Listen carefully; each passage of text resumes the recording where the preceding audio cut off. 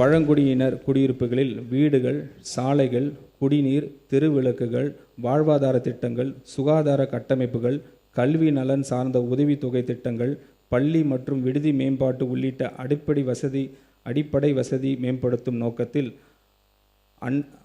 ஆன்றோர் மேம்பாட்டு திட்டம் செயல்படுத்தப்படும். இத்திட்டத்தின் கீழ் நடப்பு நிதி ஆண்டில் 250 கோடி ரூபாய் ஒதுக்கீட்டில் பழங்குடியினர் குடியிருப்புகளில் உட்கட்டமைப்பு வசதிகள் மேம்படுத்தப்படும். ஆதி திராவிடர்களுக்கான சிறப்பு கூறுகள் திட்டத்தின் கீழ் 25,225 கோடி ரூபாய், பழங்குடியினருக்கு துணை திட்டத்தின் கீழ் 2,079 கோடி ரூபாய் ஒதுக்கீடு செய்யப்படுகிறது. இத்திருத்த வரவு செலவு திட்ட மதிப்பீடுகளில் சமூக நீதித்துறைக்கு 3,937 கோடி ரூபாய் ஒதுக்கீடு செய்யப்படுகிறது.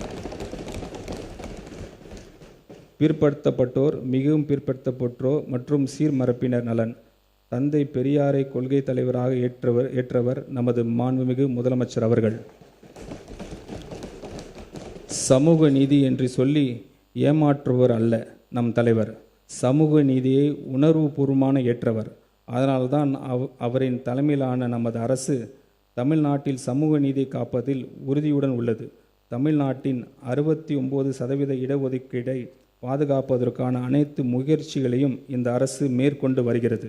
பிற்படுத்தப்பட்டோர், மிகவும் பிற்படுத்தப்பட்டோர் மற்றும் சீர்மரப்பின மாணவர்கள் பள்ளிக்கல்வி மற்றும் உயர்கல்வி எந்தவித தடையும் இல்லாமல் தொடர்ந்திட 372 கோடி ரூபாய் பள்ளி படிப்பு மற்றும் பள்ளி மேற்படிப்பு கல்வித்தொகையாகவும் 77 கோடி ரூபாய் 7.5% இடஒதுக்கீட்டின் கீழ் மருத்துவம் மற்றும் பல் மருத்துவம் பயிலும் மாணவர்களின் கல்வி கட்டணத்திற்கு 13.41 கோடி ரூபாய் கல்வி டிராப்அவுட்ஸ் தவிர்க்கும் பொருட்டு மாணவிகளுக்கு வழங்கும் ஊக்கத்தொகையாகவும் திருத்த வரவு செலவு திட்ட மதிப்பீடுகளில் நிதி ஒதுக்கீடு செய்யப்படுகிறது.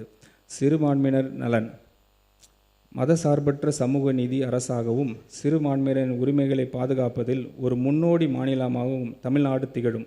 சிறுபான்மையினர் மாணவர்களுக்கு கல்வி உதவித்தொகையின் இந்த அரசு தொடர்ந்து வழங்கும். தமிழ்நாடு மாநில ஹஜ் கமிட்டி மூலம் முதல் முறையாக புனித ஹஜ் பயணம் மேற்கொள்ளும் பயணிகளுக்கு வழங்கப்படும் 25,000 ரூபாய் மானியம் நமது அரசால் 35,000 ரூபாயாக உயர்த்தப்படும். கிறிஸ்துவ மற்றும் முஸ்லிம் மகளிர் உதவி சங்கங்கள் 1.05 கோடி ரூபாய் ஒதுக்கீட்டில் கூடுதலாக துவக்கப்படும். மேலும் கபர்ஸ்தன்ஸ், கல்லறை தோட்டங்கள் உட்கட்டமைப்பினை மேம்படுத்துவதற்காக திருத்த வரவு செலவு திட்ட மதிப்பீடுகளில் 34 கோடி ரூபாய் நிதி ஒதுக்கீடு செய்யப்படும்.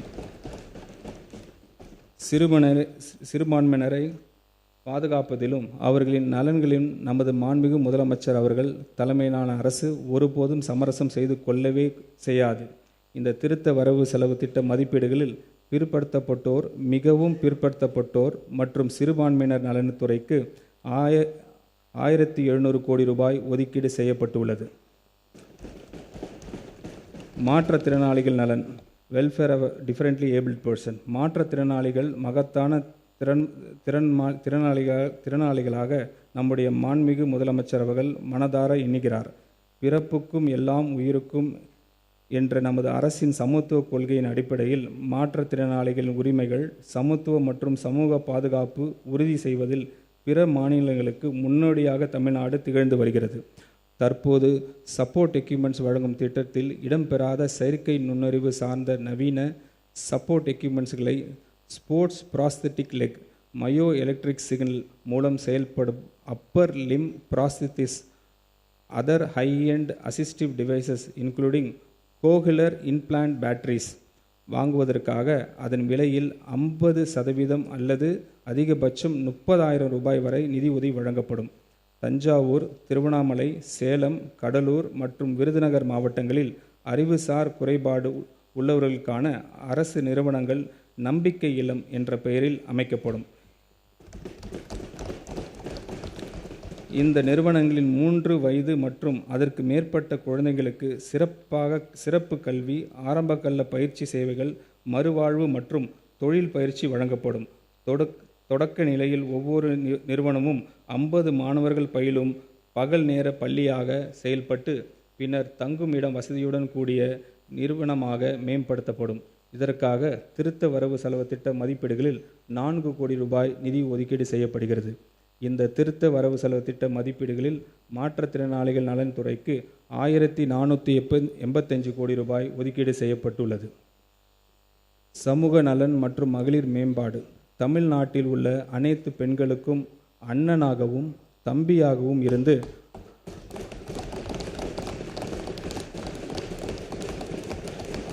அவர்களுக்கு எப்போதும் துணை நிற்பவர்தான் நமது மாண்புமிகு முதலமைச்சர் அவர்கள். திருமணம் என்பது ஒவ்வொரு பெண்ணின் வாழ்விலும் ஒரு மகிழ்ச்சியான தருணமாகும். இந்த தருணத்தை கொண்டாடும் விதமாக தமிழ்நாட்டில் பெண்கள் அனைவரையும் தன் குடும்பத்தில் ஒருவராக கருதும் நமது மாண்புமிகு முதலமைச்சர் அவர்கள் அப்பெண்களின் திருமணம் நாளில் நமது அரசின் சார்பாக 8 கிராம் தங்க நாணயமும் ஒரு பட்டு புடவையும் அண்ணனின் சீராக வழங்க இருக்கிறார். இத்திட்டத்தினை செயல்படுத்த திருத்த வரவு செல்ல திட்ட மதிப்பீடுகளில் 812 கோடி ரூபாய் நிதி ஒதுக்கீடு செய்யப்படுகிறது. நம்முடைய கொள்கை தலைவர் பெருந்தலைவர் காமராஜர் புதிய உணவு திட்டத்தை கொண்டு வந்து மாணவர்களின் வயிற்று பசியை மட்டுமின்றி கல்வி பசியும் போக்கினார். நண்பா மற்றும் நம்பிகள் மேல் பேரன்பு கொண்ட நம் மாண்புமிகு முதலமைச்சர் அவர்கள் முதலமைச்சரின் காலை உணவு திட்டத்துக்கு பெருந்தலைவர் காமராஜர் காலை உணவு திட்டம் என பெயர் வைத்து பெருந்தலைவருக்கு பெருமை சேர்த்துள்ளார். 6ஆம் வகுப்பு முதல் 8ஆம் வகுப்பு வரை அரசு மற்றும் அரசு உதவி பெறும் பள்ளி மாணவர்களுக்கு இத்திட்டத்தினை மாண்புமிகு முதலமைச்சர் அவர்கள் விரிவுபடுத்தியுள்ளார். தந்தை பெரியாரின் பிறந்தநாளான செப்டம்பர் திங்கள் 17ஆம் நாள் முதல் செயல்படுத்தப்பட உள்ள இத்திட்டத்தின் மூலம் கூடுதலாக 15,414 பள்ளிகளில் பயிலும் 15.14 லட்சம் மாணவர்கள் பயன்பெறுவர். இத்திட்டத்திற்காக திருத்த வரவு செலவு மதிப்பீடுகளில் 710 கோடி ரூபாய் நிதி ஒதுக்கீடு செய்யப்படுகிறது. பிளே ஸ்டோர் மற்றும் ஆப் ஸ்டோரில் இருந்து பாலிமர் செயலியை QR கோடு மூலம் பதிவிறக்கம் செய்யுங்கள். செய்திகளை உடனுக்குடன் பெறுங்கள்.